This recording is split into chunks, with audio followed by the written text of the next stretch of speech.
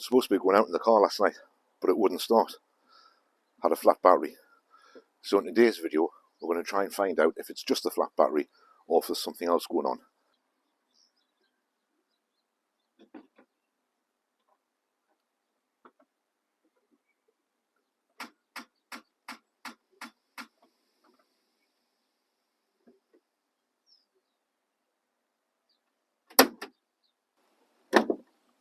So the battery's still flat.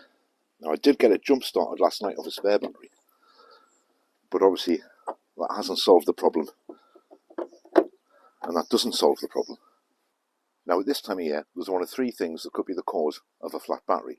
The battery itself could just be dead, could have expired, not holding a charge anymore. The alternator in the car might have a problem, meaning it's not charging the battery, or it could be something to do with the freezing cold temperatures, lots of short journeys. You've got your lights on, you've got the windscreen heater on, you've got the heaters on inside the car, you've got the rear window demister on, you maybe got the radio on as well. As I said, loads of short journeys. That can really kill a battery at this time of year. However, trying to find out which one of those three it is relatively straightforward and fairly simple. Now last night, to get the car fired up, I jump started off a spare battery I had. As you've just seen, it's flat again this morning, so the battery didn't hold any charge or didn't get enough charge into it in the journey that it did last night. So let's go and have a look and see if we can find out exactly what's wrong with the car or with the battery or the alternator. Now the first thing to do is use one of these. This is a multimeter. It tells you the voltage. Well, it tells you a whole range of things, but at the minute we're trying it on voltage. Now we've got it on volts. We've got it set to 20 because we're looking for anything up to 20 volts on the battery. So we'll put the positive connector on the positive terminal, negative connector on the negative terminal, and we've got 12.09 volts. Hopefully you can see that in the mirror in the screen there. So 12.09 volts. So the battery's got power in it, just haven't got enough power to start the car. So the next thing we need to check is get the car started and see if the alternator is actually charging the battery. And in order to do that, we need a spare car battery, which I just happen to have, as well as a pair of good quality jump leads, which obviously I also happen to have.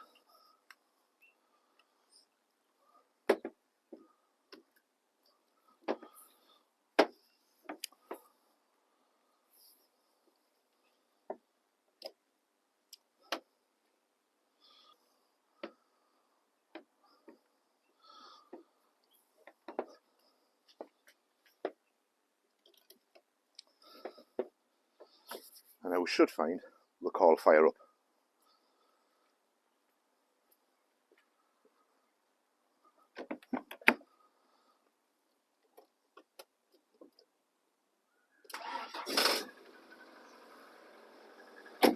Now as you saw there, that started up very easily with another battery hooked up to it. So let's just check and see if it's actually charging from the alternator.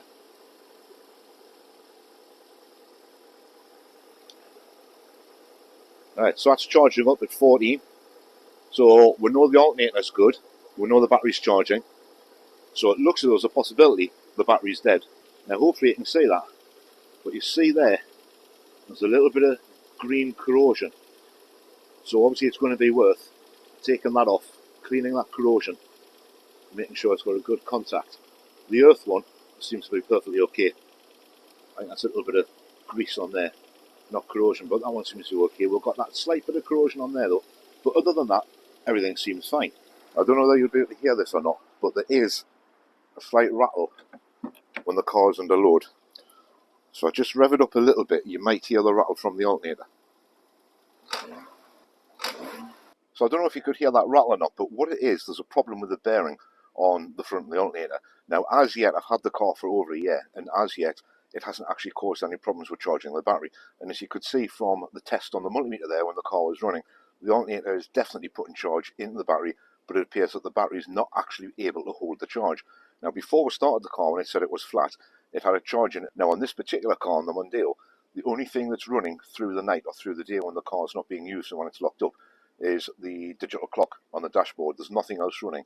So that could be a battery drain, but it's going to be so minute, it's probably not worth worrying about, and it hasn't certainly bothered the car since I've owned it in just over the year that I've been using it. And of course, there is always that little annoying problem of that slight little bit of corrosion that's on the positive terminal of the battery, so that is going to have to come off, going to get cleaned, going to put it back on. I highly doubt that that's causing any issues, because the battery's taking charge and it seems to be holding some charge in it, just not enough to turn the engine over when you come to start it. Now, of these things that we've checked this morning when I've been trying to see what's wrong with the car, they're dead easy to do. Something like this happens with your car, these apply to any petrol or diesel car, real cars. Applies to all of those. Always start with the cheap or the easy things first. Cheap, free, easy. Check those first. So checking to see if the car would start this morning, finding out how to flat battery again. Obviously that was free, just came out, put the key in, putting the multimeter on it to see what voltage was in the battery, and then jump starting the car from a spare battery or from a neighbour's vehicle if you don't have a spare battery. That's nice and cheap and free and easy to do as well. And then checking with the multimeter on after that to make sure the battery is getting charged. Again, that's nice and easy to do. From there on, you can start getting into the more serious problems or the more expensive problems and just work your way up the scale. There's no need to panic and there's no need to lose patience with regards to something like this when it all goes wrong. Just go through everything systematically, start with the free things, move on to the cheap things, and then all the time do the easy things throughout of it and see if you can get the car fired up. Now, we've got this one fired up. I'm going to take it for a run, might take you along with me, and then we'll come back. We'll leave it for a little bit, we'll come back out, see if it'll start again. If it's back to the battery being dead, I do have other batteries I can put on, and we can try that and see if that makes any difference to it. And then we'll maybe just put this battery in the house, put it on charge overnight, and see if that makes any difference. We'll get that back on tomorrow. Fortunately, I haven't got a lot on today, so we've got enough time. We've got half a tank of petrol, so we can go for a drive.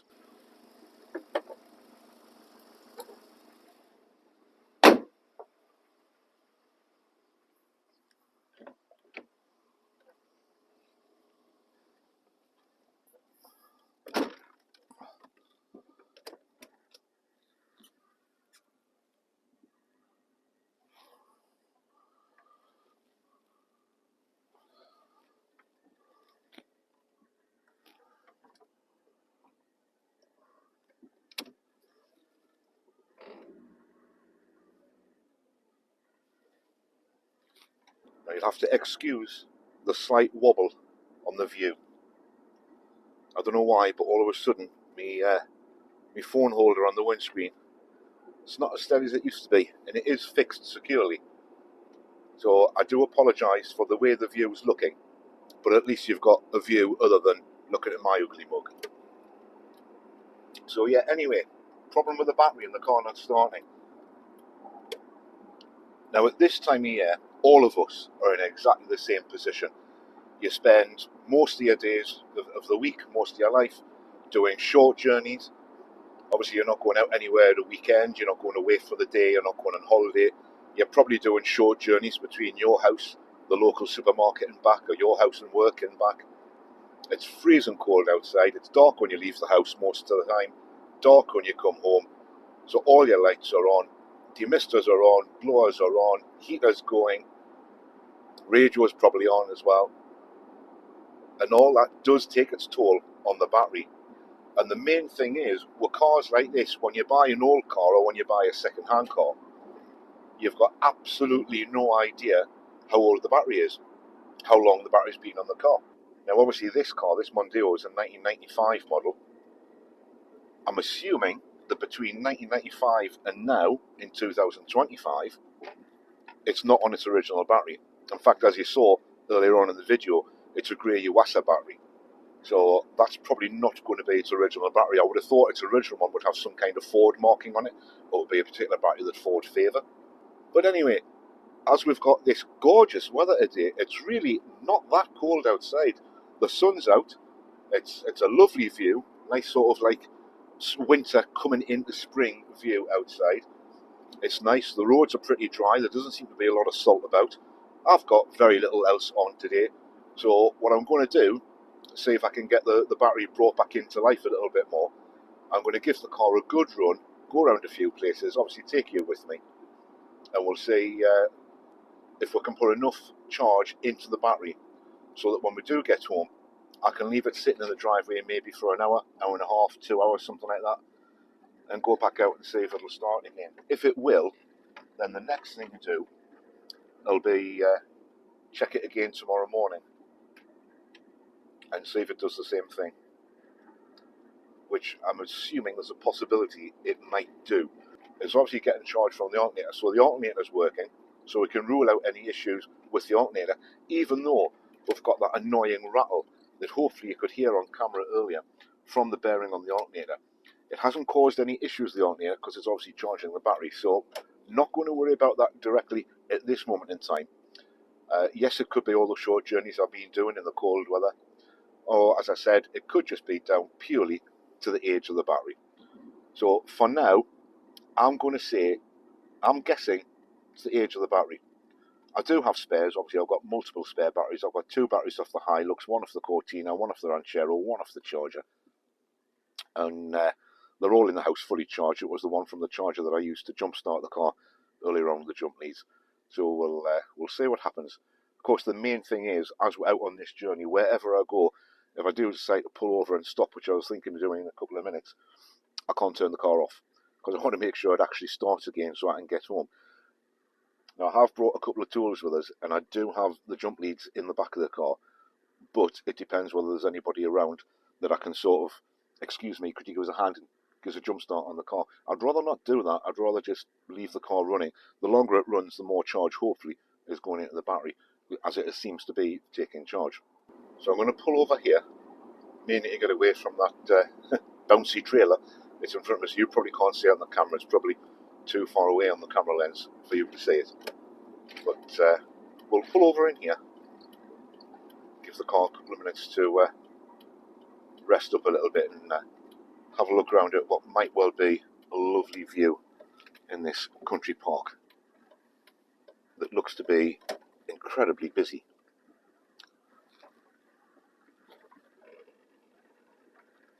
I was hoping there might be some form of coffee machine or something here,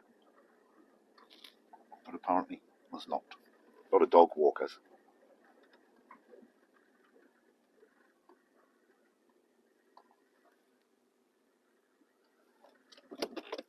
So this is where we are. This is Woodhorn Country Park. So a few of you watching will probably know exactly where this is. Absolutely gorgeous though. Look at this. Ducks and geese on the lake, cars parked everywhere. Only spoilt by those ridiculous windmills over there, but there is a pub, there is a hotel, old mining wheel over there. What an absolutely gorgeous place this is. There's a whole walkway down there that unfortunately I can't walk down at the moment with you, purely for the fact that I've left the car running and I don't want to turn it off in case it doesn't start. Plus, whilst it's running, it's getting charge into the battery as well. But I just thought I'd jump out of the car and give you a quick look at this glorious view. There really is some wonderful places in Northumberland. You just got to drive around to find them or ask people whereabouts they are so you can go and enjoy yourself. Anyway, let's crack on and see where we get. Now, I've got absolutely no idea where I'm going, but it doesn't matter, does it? It's just a drive out, try and get some charge into the battery. I don't know if you heard that little rattle there from the alternator as we put the car under load as we're heading out.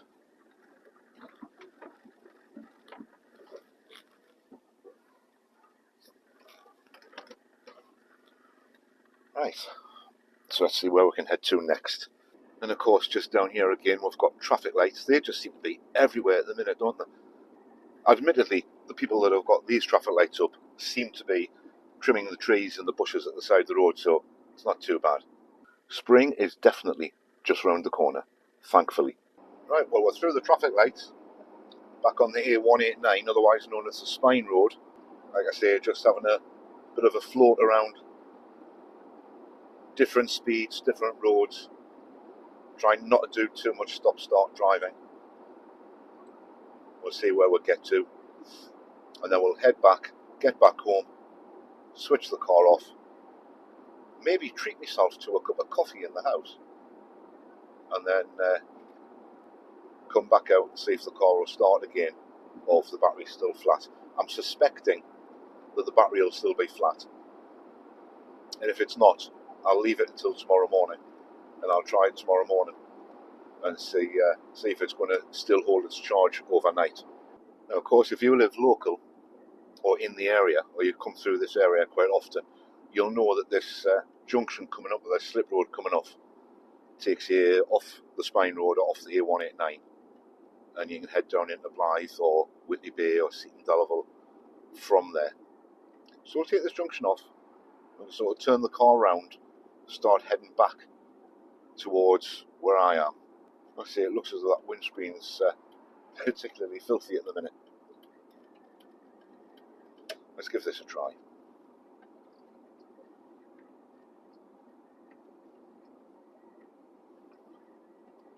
Because I know there's at least one person watching that always complains that I never clean the windscreen properly.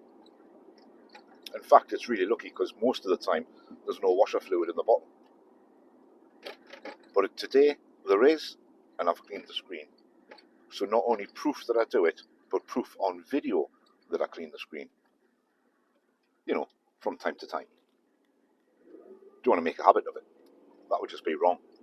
Just as we're trying to work our way through here, I think this is the works that's got something to do with the new Northumberland rail line.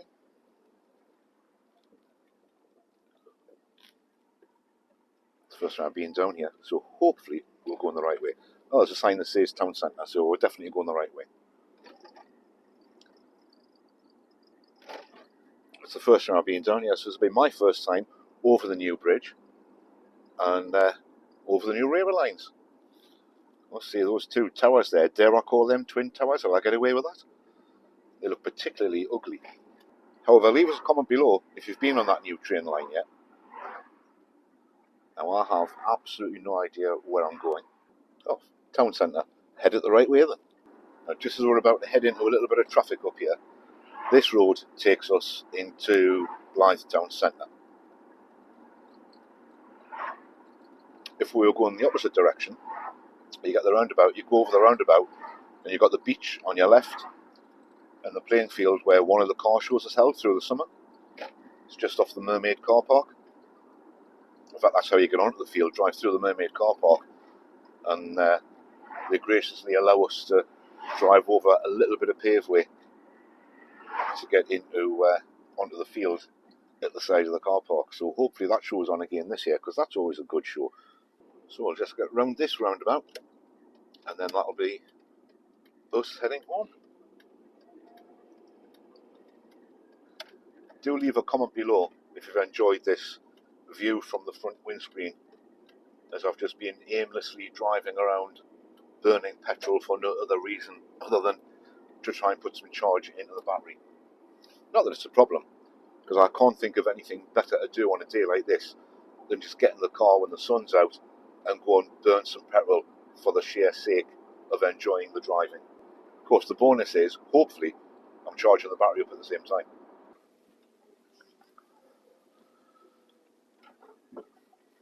Right, here we are, home again. So we'll just get this parked up. I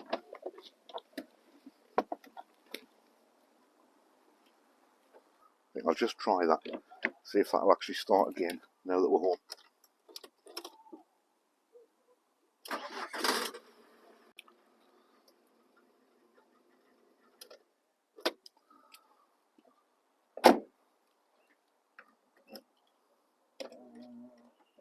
Right, well, head inside, make a coffee, give that a couple of hours, go back out, see if it's made any difference. Hopefully it has, but we'll find out soon. Right, well, it's a couple of hours later, so let's see if it still starts.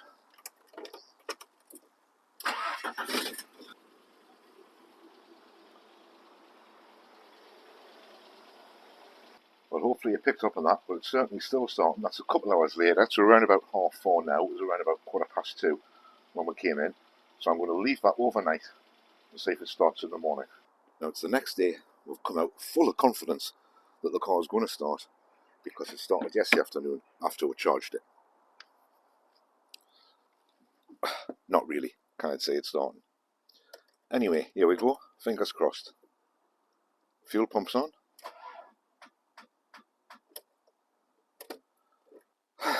So that leaves us with three choices. We can either push this one into the bushes, forget about it, go and buy another car. You know, the one you've been dreaming of, the one you've seen for sale down the road and you really, really like. You can go and get that. But that would completely drain your bank account. Now, the second choice would be to pull the battery off this one, go and buy a brand new battery.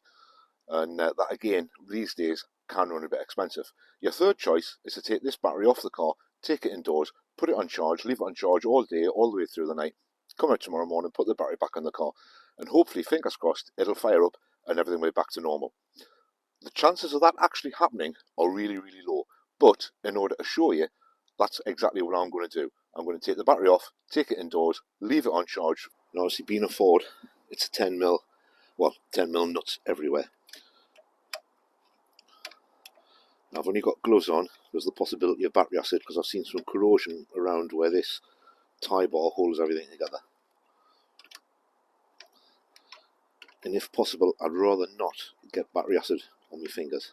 So you take this nut off first to release this. Also, don't forget, if your car has a clock inside it or central locking, the minute you disconnect the battery totally, you're not going to have the ability of locking the car with the key. You'll have to go around and lock all the doors individually, and you'll also have to reset the clock next time you connect the battery back up again. Now, these nuts, you don't need to take them all the way off. You've just got to slacken the terminal off enough to lift it off the battery post.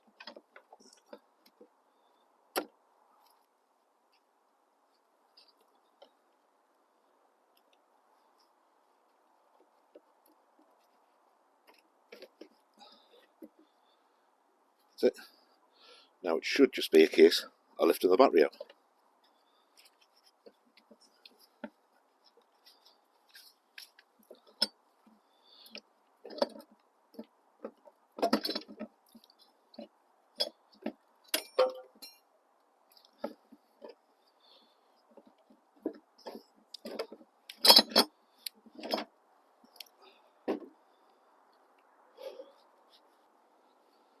And don't forget to retrieve the battery hold down clip that fell out and fell on the floor underneath the car. Now the nut that goes onto it, put that back onto it so you don't lose it. And you can just leave that lying on the battery tray. Disconnect that one as well, put that in the battery tray so you can hook it up later and then you're not going to lose anything. Right, so now it's just a case of putting the battery on charge. So make sure you get the negative post, the positive post rather, with the positive clip from the charger and the negative one from the charger, and then it's simply a case of switching the charger on, and then we'll just wait and see if that actually takes any charge in the battery at all. So that's your charger going. At the minute it's putting 2.2 amps, I think it is, into the battery, and you might be able to see there's a little indicator there.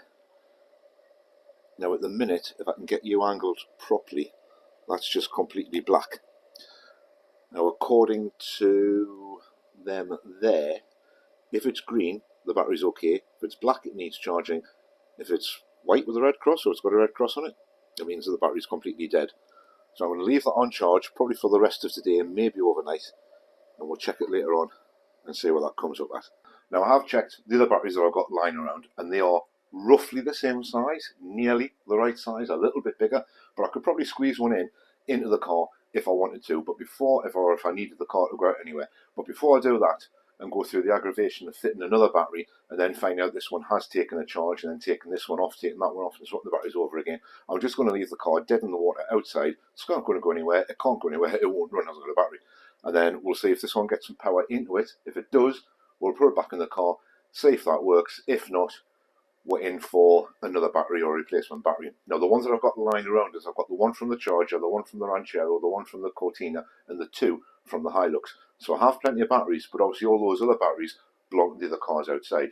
So probably what I'll do, if I need to get another battery, is I'll just go find a new one, get that in, dump the one in, dispose of this one that's damaged correctly, obviously, what I meant to say, and then we'll just go from there with it, and hopefully that will solve the problem. Now, if you found this video useful, informative, or even just entertaining, caress the like button on the way out, and consider subscribing to the channel to see if I get to solve this problem using the existing battery from the car, or if I have to go out and buy a whole new battery altogether and fit that to the car.